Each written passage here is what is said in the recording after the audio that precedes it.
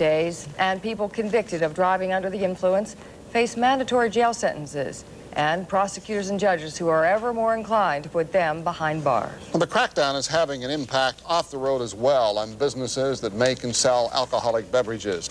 Tonight, Eyewitness News reporters Harold Hayes and Bill Flanagan examine two sides of the drunk driving issue as they go on assignment, one for the road. Gentlemen? Ray, if you're convicted of homicide by vehicle while driving under the influence, you can face a maximum 3 years in prison. First, though, if you're arrested and charged with driving under the influence, you face two tests, one to see how you handle yourself, a sobriety test. The other involves a blood sample to see whether you're over the legal blood alcohol limit, which is 0.10. And increasingly, Harold, bars and restaurants are having to accept some of the responsibility for keeping their customers under that legal limit. That's because as the public's awareness of drunk driving has increased in recent years, so has the threat of lawsuits directed at liquor licensees who serve someone who's visibly intoxicated. There's no reason for it. Can't we get something done to stop the slaughter? I think you've had too much to drink to be driving tonight and placing you under arrest for driving under the influence of an alcoholic beverage. I just had one drink. Oh my God, I don't believe this. I sue bars. But I will, if you serve someone to intoxication and beyond, if you put someone on the road that does injury, I will take your insurance proceeds, I will take your liquor license, I will take your establishment, I will take your savings, your money, your home, I will take you to the cleaners. 2 buds, 2 icy lights. Bars and restaurants are in the entertainment business. That makes it good business to keep the customers happy. More and more, it's also good business to keep them from getting drunk. That's the case at the Pittsburgh Sports Garden. Michael Graves is the owner. I can't honestly tell you that we don't serve someone who's had too much, but when we are aware that someone has had too much, we do not serve them. The burden has always been on the bar and restaurant owner. So-called dram shop laws have long held liquor licensees accountable for injuries caused by a customer who was served while visibly intoxicated. Yet it's only in recent years that victims of drunk drivers have put the law to use in a big way.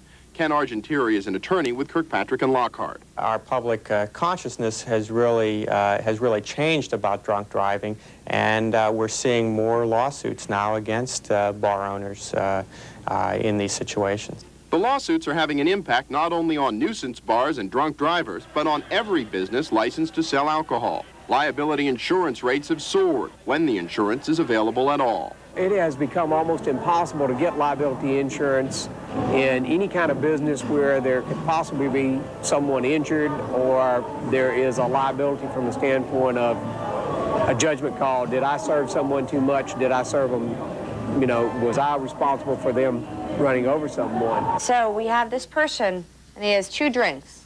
This is a drink. Where would his level be? Sessions like this one can help cut those insurance costs. This is a training program called TIPS, short for Training for Intervention Procedures by Servers of Alcohol. TIPS and programs like it teach safe serving techniques to those on the front lines of liquor liability. We know that the servers are so important to us. They have a tough, tough job. They are our frontline people. They can make or break our establishments. Restaurant and bar managers learn to spot signs of intoxication, ways to slow a customer's drinking, and if necessary, to cut it off. Waitress, fill her up again. 1 for the road. Sweetheart, you just had 1 for the road. Look, don't give me orders, understand? What'd you think about him? Steve? The mood. The mood swing. Out of the blue. And both the wife and the waitress were taken back. So it's not that he was growly bear all evening. He wasn't obnoxious and nasty. It happened. It was a mood swing. And alcohol can do that. There's enough evidence that server training works for insurance companies to offer savings of up to 25% on the cost of liquor liability insurance. The hard part is convincing owners of restaurants and bars to take advantage of the programs. The Mount Lebanon police station on a Friday night. A suspect is arrested and charged with driving under the influence of alcohol, DUI. This suspect was picked up after police were called to the scene of a minor traffic accident. Police say he ran his car into a parked car not far from the police station. Nobody was hurt. A blood sample was taken at a nearby hospital, and now the police will ask the suspect to walk a straight line and stand on 1 leg. I'm Officer Roach, and this is a television tape recording. In Mount Lebanon, police videotape DUI suspects. What I want you to do is I want you to put your left foot on the line and your right foot in front of it and stand like this with your arms at your side. Put your right foot in front of it, sir, like I'm standing. And just stand there. Okay, now just stand there like I'm standing. Put your arms at your sides.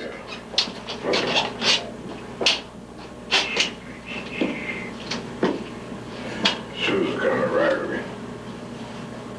Mount Lebanon has videotaped 302 DUI suspects since it began the program 4 years ago. The Allegheny County District Attorney does not use the tape very often in court, but plenty of defendants and their attorneys have watched the tapes while they decided whether or not to go to trial. Keep your arms at your sides at all times. They're not to be used for balance. This year, Mount Lebanon police made 122 DUI arrests through November. They made 70 arrests during the same period last year. So you're going to walk in this manner. 1, 2, 3, so on up to 9. When you get to the 9th step, you don't have to use the wall. Put your arm down. The taping lasts about 4 minutes. After that, the suspect makes a phone call. I'm charged with DUI, okay? He has yet to go through the legal system. Here we go, here we go. Who's that? Me, 35, 2 buttons, 2 lights. Restaurants and bars are on the front lines of liquor liability. Yet increased concern about drunk driving also is having an impact on the companies that produce alcoholic beverages. Just last month, federally mandated warning labels began to appear on bottles and cans of beer. The labels warn of the danger of drinking while pregnant and of drinking and driving. Last spring, the Surgeon General went so far as to call for a ban on television advertising of alcoholic beverages. In the wake of the report, brewer Anheuser Busch has poured millions of new dollars into its 4-year-old public awareness campaign. The series of commercials urges beer drinkers to drink responsibly. The people who bring you Budweiser wish you and yours a safe and happy holiday season. And please remember, know when to say when. Stephen Burrows is in charge of the brewer's new Consumer Awareness Department. 80% of the population is very supportive of responsibility advertising. So the public likes what they see. They want to see more, and we intend to deliver that. In addition to advertising, major brewers are sponsoring server training and designated driver programs. Here at the Pittsburgh Sports Garden, anyone wearing the designated driver badge can have soft drinks on the house. 2/3 of the adults in this country now use a designated driver when they're in a situation where they'll be drinking and have to drive a car. That's progress, because remember, we're trying to change public attitudes. Audrey Federush is a marketing expert with Duquesne University. And this type of marketing is called demarketing. It's telling people, yes, you can drink, you can use the product, but don't abuse it, and it's still okay. So it's sort of taking away the guilt from the consumer and yet letting them enjoy the product. We brew our beer with great care. It just isn't right to abuse it. We do not have 100% share of market of the beer category. We have a lot of growth opportunities left, and we think those will be achieved through our overall marketing campaign. And so we don't find that the Know When to Say When campaign is at all detrimental to our business. Pittsburgh Brewing is responding to drunk driving concerns in a different way. Since its acquisition by Hylaman 2 years ago, the brewery has been producing Kingsbury, a non-alcoholic malt beverage. Already, Kingsbury accounts for 18% of the brewery's production, right behind Iron City and Icy Light. It's been growing at double digit for the past several years. Michael Graham is vice president for sales and marketing. I think health issues and drinking and driving issues are now more important to everybody, and I think people look at it as an alternative beverage. Even so, alcohol-free beer accounts for less than 1% of the nation's beer consumption, and recently the category's growth rate has slipped nationwide. Yet the increased concern about drunk driving may help explain the increased popularity of beer that isn't beer and beer commercials that encourage consumers to drink less. Know when to say when. You have a right to be remembered. At a service in Green Tree, Jay Saccone lights a candle in memory of his mother, Barbara.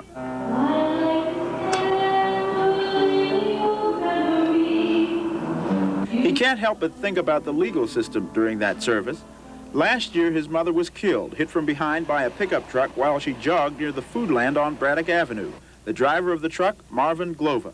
He came up through here. He came off the sidewalk, onto the sidewalk right here, just missing that island. He came up through and put his four-wheel vehicle through here. between this pole, there was a marking right about where this paper is, where the mirror from his truck hit, and the wheels went up over, tearing these rocks out. He went up farther up here. The victim was walking or jogging from behind, was hit from behind and went straight down, was laying approximately right in here. Glover was charged with homicide by vehicle, another homicide charge related to drunk driving, and driving under the influence of alcohol.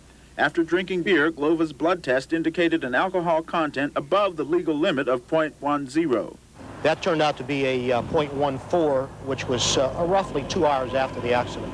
We interviewed Mr. Glover briefly here at the scene and were able to also determine that he had been drinking from his own admission, beginning, I believe, at 9 o'clock that morning.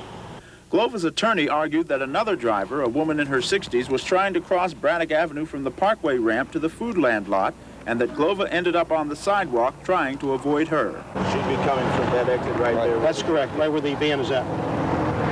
Suddenly a car pulls out in front of him. He did everything he could to avoid that car. It involved him going into the other lane. It involved him coming into almost a concrete wall through some miracle, and he had passengers in the vehicle with him, and through some miracle was able to avoid the concrete wall, and as a matter of fact, unfortunately, hit and killed this female jogger. Certainly, Mr. Glover, myself, Mr. Sarasa tried the case with me. Certainly, we all felt bad for the family of the jogger, but had he been Mario Andretti, I don't think Mario Andretti could have done any better than he did in trying to avoid two serious conceivable accidents. The jury apparently agreed. Glover was found not guilty of all three charges. The victim's son, Jay Saccone. I couldn't scream, I couldn't yell. I mean, I was in a state of shock. And, you know, that just shocked me. And, you know, I don't, like I said it before, I don't see how those people sleep at night. I mean, what's that going to say for young kids that go out and they drink and drive? And, you know, and they're like, well, I've seen this guy got off scot-free, and I'm not going to get nothing. I don't think that we anticipated in this instance that jury would find as it did. But I've learned over the years that there are just some things sometimes within a case, within a trial, that will strike a jury or strike members of the jury who are able to convince others that, to their way of thinking. Jay Saccone now lives with the Cooley family in Swissvale. Ken Cooley and Jay grew up together. The holiday season means many things to him now. Since this accident happened, I mean, you know, some people get mad at me when I say to them, well, you know, you've drank too much, you know, and they say, no, I'm fine, I'm fine. You know, I just hope that they'd listen to me coming from me, that I know I've been there, I know, you know, what can happen. That case was unusual. 90% of the DUI cases prosecuted in Allegheny County result in a conviction. In Mount Lebanon, where they videotaped the DUI suspects, 2/3 plead guilty and are sentenced to a rehabilitation program. And of the 300 suspects videotaped since 1985, when the program began, only 5 were found not guilty. 9 cases were dismissed, and the rest are in various stages of prosecution. And Harold, the crackdown on overconsumption, coupled with an increased health concern, is hitting the booze business right on the bottom line. In fact, the National Centers for Disease Control say the consumption of alcoholic beverages is on the decline. The per-person consumption of hard liquor is at a 27-year low. And so, Patty and Ray, that's left businesses scrambling to come up with creative ways to maintain a market share in a declining market. Bill, Harold, thank you very much. And the Miller Brewing Company will be the latest to use its commercials to warn people about drinking and driving. Tomorrow, Miller will unveil a television advertising campaign with the slogan, "Think when you